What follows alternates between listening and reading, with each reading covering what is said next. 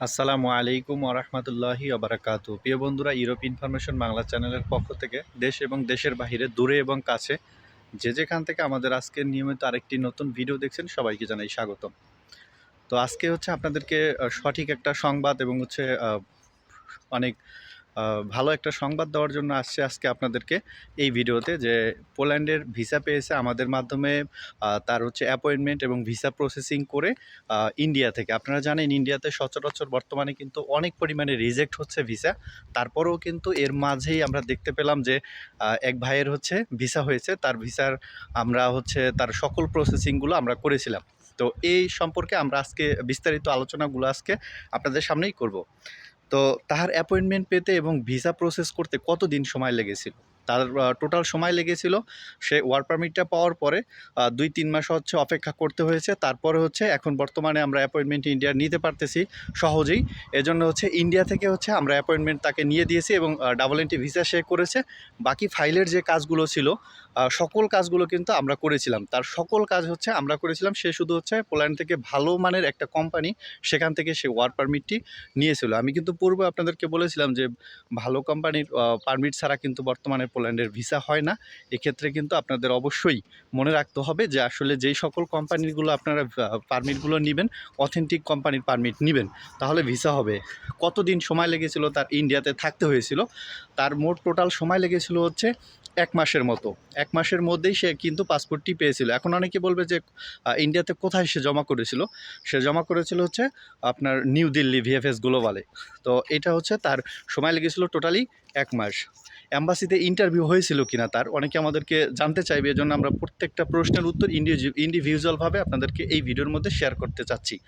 তো তার কোনো ধরনের ইন্টারভিউ হয়নি, তাকে অ্যাম্বাসিতে ডাকাও হয়নি। সে এমনিতেই ভিসা পেয়ে গেছে। ১ মাস সময় লেগেছিল তার টোটাল, মানে থাকতে হয়েছিল ইন্ডিয়াতে।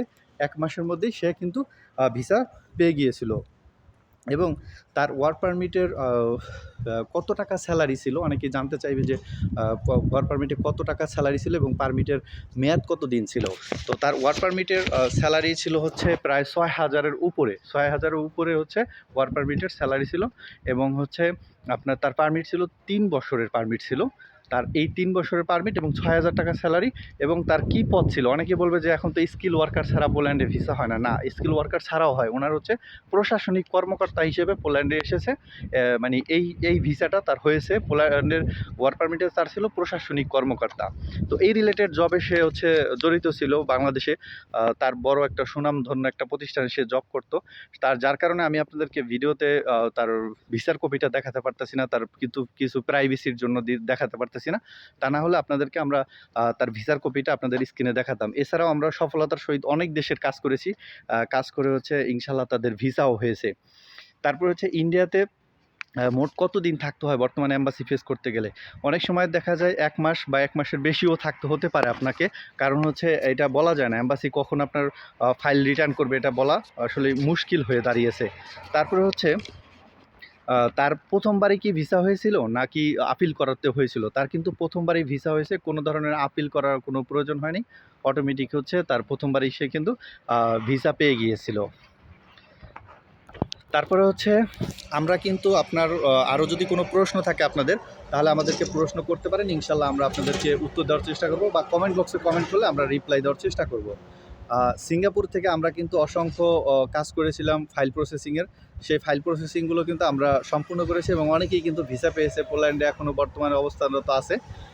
অনেকে এখন প্রশ্ন করবে যে ভাই, আপনার মাধ্যমে যেহেতু ভিসা পেয়েছে, আমার মাধ্যমে বলতে আমি কিন্তু অ্যাপয়েন্টমেন্ট এবং ফাইল প্রসেসিংয়ের কাজগুলো করি। এটা পোল্যান্ড অ্যাম্বাসির যে কোনো দেশের, আপনি Qatar, Kuwait, Singapore, Saudi, India, Jordan, সব দেশের আমরা ফাইল প্রসেসিংয়ের কাজ করি। কিন্তু আমরা কোনো ধরনের ওয়ার্ক পারমিট কাউকে প্রোভাইড করি না। এটা আমরা আগের ভিডিওতে আপনাদেরকে বলেছি। প্রত্যেক ভিডিওতে আমরা বলি আমাদের ওয়ার্ক পারমিটের জন্য কেউ কোনো ধরনের মেসেজ দিবেন না। আমরা কোনো ওয়ার্ক পারমিট কাউকে প্রোভাইড করি না।